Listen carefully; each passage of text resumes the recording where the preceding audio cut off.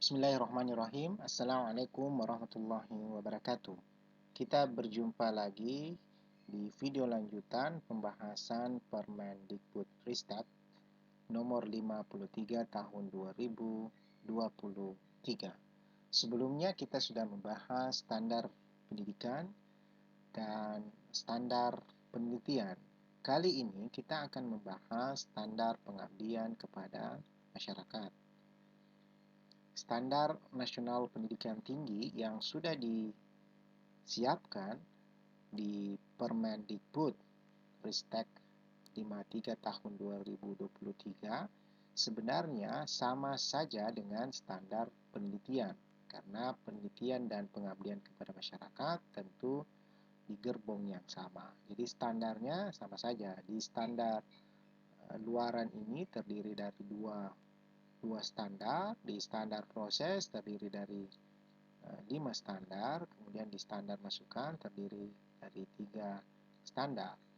Jadi kita untuk melihat contoh pembahasan atau penyesuaian standar nasional pendidikan tinggi dengan standar pendidikan tinggi di masing-masing perguruan tinggi itu bisa dilihat di video sebelumnya terkait dengan atau pada bagian standar luaran dan juga di standar proses, karena sebenarnya hanya mengganti penelitian menjadi pengabdian.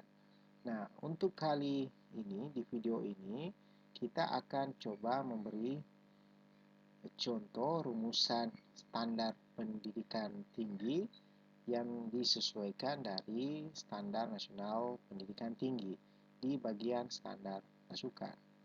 Coba kita lihat sama-sama. Standar masukan di standar pengabdian kepada masyarakat ini ada 3 standar. Ya, ada 3 standar. Kita coba lihat satu persatu.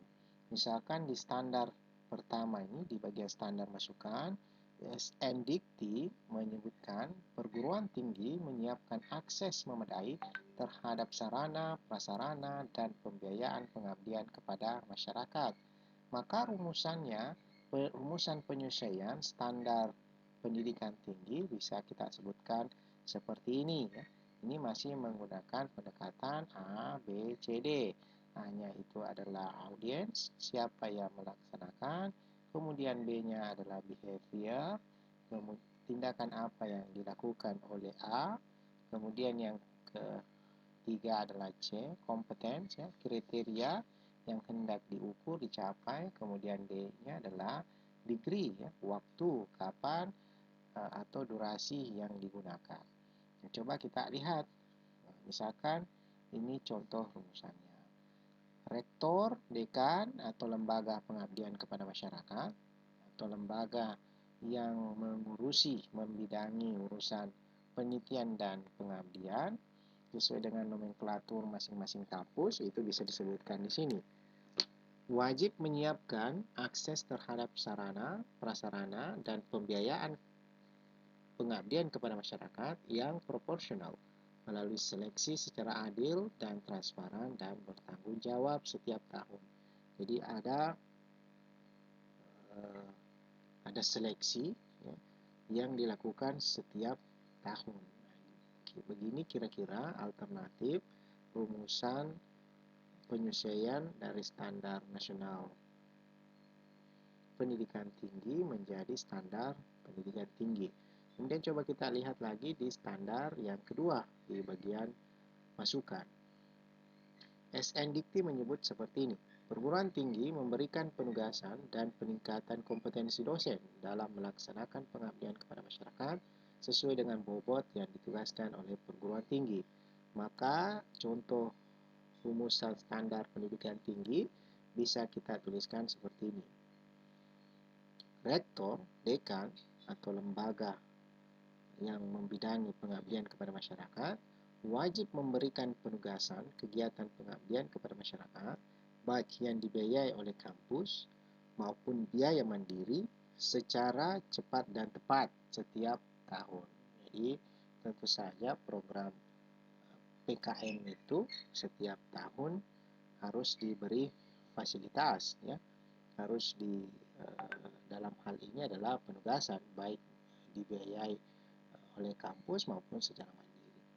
Nah, di standar kedua ini, dimasukkan ini, setidaknya kita bisa membuat menjadi 2 standar, ya, di standar PT.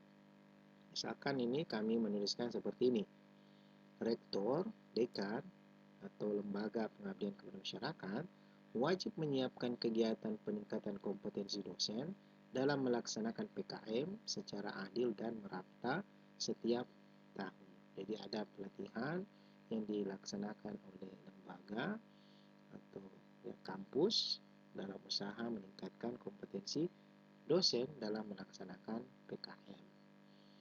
Nah, kemudian kita lihat di Standar Nasional Pendidikan Tinggi, standar masukan pada bagian ketiga ini, SNDikti menyebut seperti ini: perguruan tinggi menerapkan sistem berbasis teknologi informasi dan komunikasi yang andal untuk mendokumentasikan, mengevaluasi, melaporkan, dan menyebarluaskan proses dan hasil pengabdian kepada masyarakat.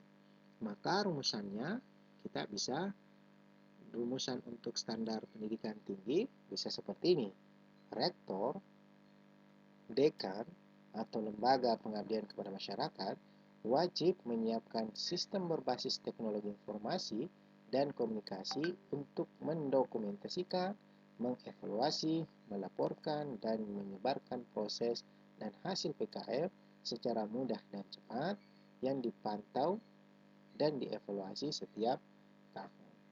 Nah, ini adalah fasilitas yang disiapkan oleh perguruan tinggi dalam hal untuk bagaimana mengorganisir kegiatan pengabdian kepada masyarakat yang dilaksanakan oleh dosen ataupun kolaborasi antara dosen dengan mahasiswa. Karena kolaborasi antara dosen dan mahasiswa itu disebutkan di bagian standar proses, di bagian 3 ini, ya, standar